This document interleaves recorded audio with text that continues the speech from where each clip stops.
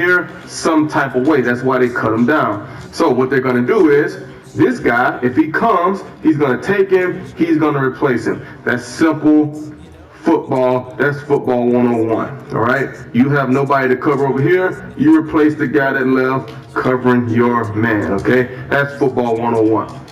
So that's what they're going to do over here. This safety right here is going to have this guy. He's going to fall off and play inside of number 2 or number 1 right there, okay? I wish he would have pedaled a little more to stay tighter to this guy, but nonetheless, they played it. It worked out. Let's take a look at the play. Boom. You can see this guy grabbed him coming across. And you can see this corner replacing up top. That's perfect. You can see him trying to run through. He's trying to pull this guy so that he can bang him in there, right? So that guy, Pat P, is not in great position right now, because if this corner, if this safety is squeezing this guy, he's going to have that guy for the touchdown, okay? But they played it like that, so I have to assume that that's what they were trying to do, because he didn't really squeeze number 2 much. He stayed in this Dino window, so I would assume that they were expecting double post. He was going to him. He knew that was going to happen, and he played like that. Pat P stayed outside to protect for any kind of corner route, okay? So that's what happened on that play, okay?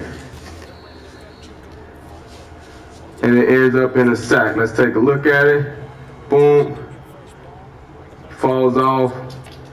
And it ends up in a sack, okay? That is the Dino, okay? Now let's talk facts, okay? We talked about facts in the breakdown. Let's talk about it here, okay? We got a tight end down here. So that means they're in speed, right? They got a receiver up top.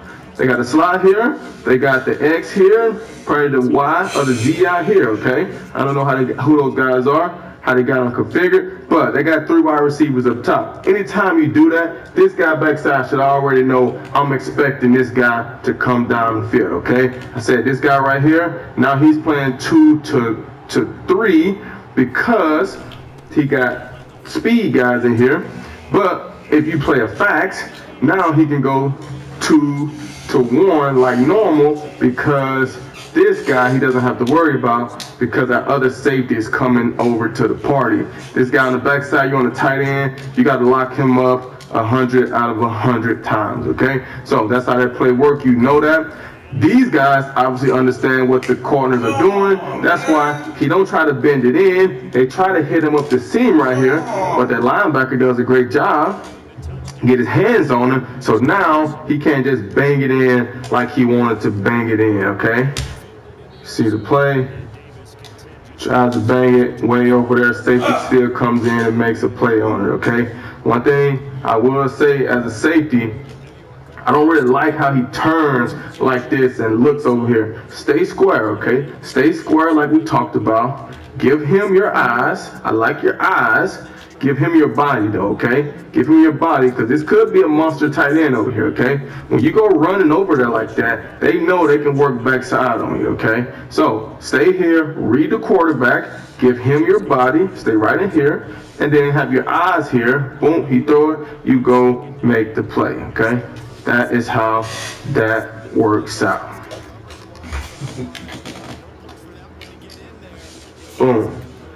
We don't want to give up too many of those. We don't like the penalties, okay? Now, let's talk some underneath stuff real quick, okay? We talked about these underneath guys right here. They are playing 2, 3, and 2, okay? So let's identify who these guys are. This right here is number 2 up top. This right here is number 3 down bottom. This is number 2, okay? So, underneath, you always have to be worried about who can become, okay? These guys are in close proximity here. These guys are in close proximity there. Meaning, if this guy go in, this guy go up, this wide receiver will become my number 2, and this tight end will be number 1, okay? If this guy go in, this guy go out, then the wide receiver becomes number 3, and the halfback becomes number 2, okay? Well, if they do what a lot of teams do, if they do something like this, where they bring him in, and him out, now let's talk about it.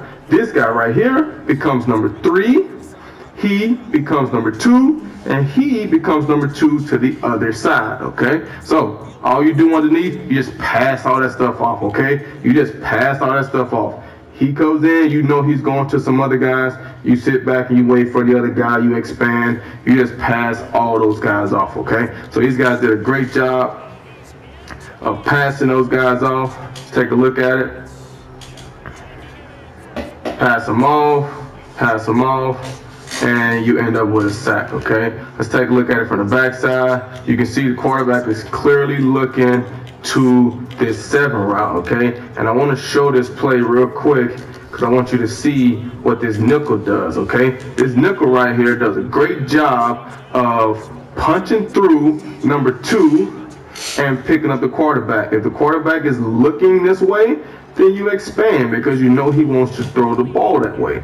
If he's not looking that way, there's no need to expand, probably because this guy's going to be running an inside breaking route. But the quarterback is clearly looking this way. This nickel does a great job and expands and gets in the way, okay? I don't really like what's going on here, but that's not what we're talking about on this play. We're talking about the underneath guys, and I thought the underneath guys did a pretty good job.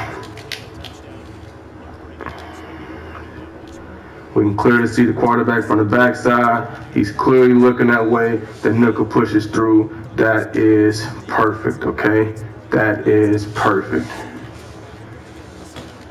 Okay, last play. We talked about match concept and zone concept, okay? It's going to be real quick. Wade Phillips was a zone concept guy. See this right here? 29. This is a young GQ right here. Young GQ. Had to pull this out of the archive, okay? So we're playing Jacksonville. Okay, these guys right here play a lot of 12 personnel, so we played a lot of quarters against those guys. So we got, boom, us 2 up top, up 2 down bottom. We got these guys, and then, boom, they're playing 2-3-2 underneath, okay? But it's a match concept, so watch how Brian Cushion up here matches that guy. Watch how the flat defender down here matches his guy to the flat, and then we got a linebacker one-on-one with the back right there. Just watch how those guys match these routes, okay? Tight end comes up. Watch how he matches. Boom. You can see down here he's matched. You can see here he's going to get in. You can see here he has those guys. We have these 2 guys doubled. He's doubled down bottom. So now the only thing that the quarterback can do, if you got good pass rush, he can't hold the ball. So you got to get rid of it. But if he holds it, he can end up having, one-on-one matchup on the inside with that back that you don't like. But he's trying to get rid of the ball because he knows these guys are dead. He got to try to throw it here right now. And you can clearly see what happens on this play. Boom. Even if you would have called it, it would have been a major loss, okay? So that right there is a lot of cover 4 stuff, man. It's a lot of stuff in the cover 4. As we go throughout the season, you're going to see a lot of plays are going to have something to do with cover 4, okay? So I know it was a little long, but I wanted to try to get all of these plays in just to show you different things inside of cover 4, okay? So take your time, look at this stuff. That's all of our base coverages. We did 1, 2, 3, now 4. So take some time, look at this stuff, and be ready for when we start to really break down some film, okay? Peace.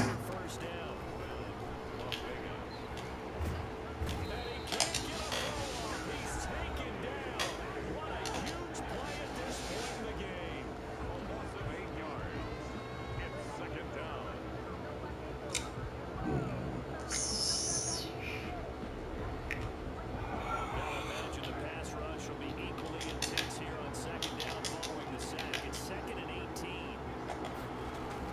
To throw his car.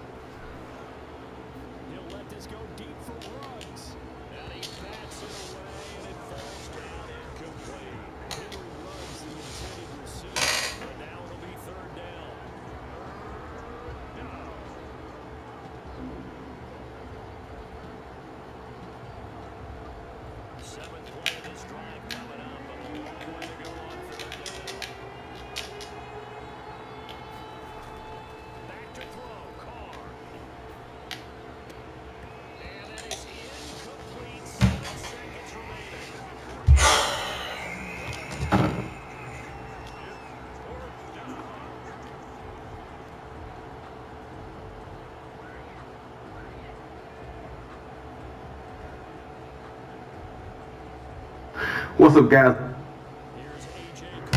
What's up, guys? It's Glover Quinn, former Pro Bowl defensive back, here in the DB room. Today we're talking film review. We got cover 3, okay? I'm gonna go through, show a couple clips of cover 3 so you guys can see it on the field. We've looked at it on the whiteboard. We've looked at it on a chalkboard. Now let's look at it on the field so you can get a little better picture of what cover 3 actually looks like, okay? Let's cut to it.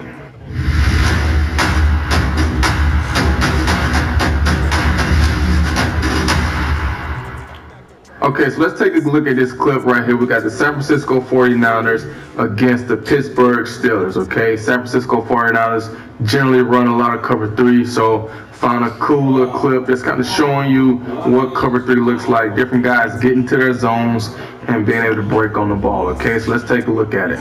So you see Pittsburgh come out right here now. They are in basically condensed set, okay? The quarterback is on the center. Back is in the backfield. We got this tight end down here. He's in that grave digger that we talked about, okay? So we're not expecting him to go vertical. These guys generally don't like to go vertical from close in here, okay? We got stacks over here.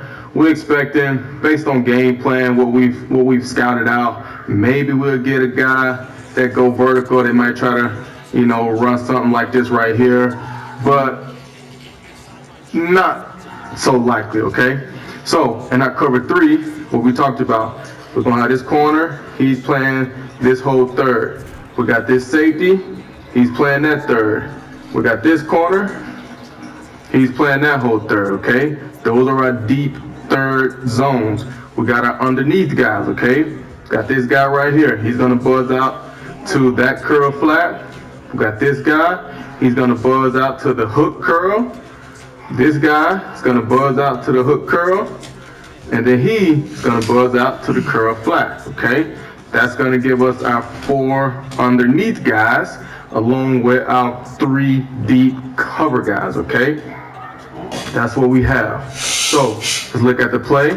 So the cool thing about zone that we talked about is we don't have to run with that motion, okay? Those guys go, they look like they were going to, right? But that could have been a part of their disguise, okay? Could have been a part of their disguise, okay? Sometimes you do that to make it look like cover 1, right? Then I say cover 3 can look exactly like cover 1. You just have to understand what part of the field that you are responsible for, okay? Wherever you end up at, okay? So let's take a look at this play as it goes. Look at these guys. All these guys are getting to their area. This guy here is playing his deep third. He's in his middle third. Sherman's down here in his bottom third, okay? This guy's out here. He's playing his curl to flat. He's out here in his hook area. He's here in his hook. He's here winding out to his curl to flat area, okay? So that is great underneath coverage. Look at Sherman. He got his hips open, back to the sideline, so he got his vision in here at the quarterback. The corner up top the same way. He got his vision here at the quarterback, okay? Linebackers got their vision, eyes to the quarterback. So we're all seeing the quarterback, so we should all be breaking on the same thing, okay? Let's talk about our verticals. Sherman only has 1 vertical threat down here. This middle safety, he only has 1 vertical threat, and then this corner up top only has 1 vertical threat, okay? We only got 3 guys going deep. It fits right into what we're trying to do with our cover 3. Sherman gets a good read on this guy. He fucking quit.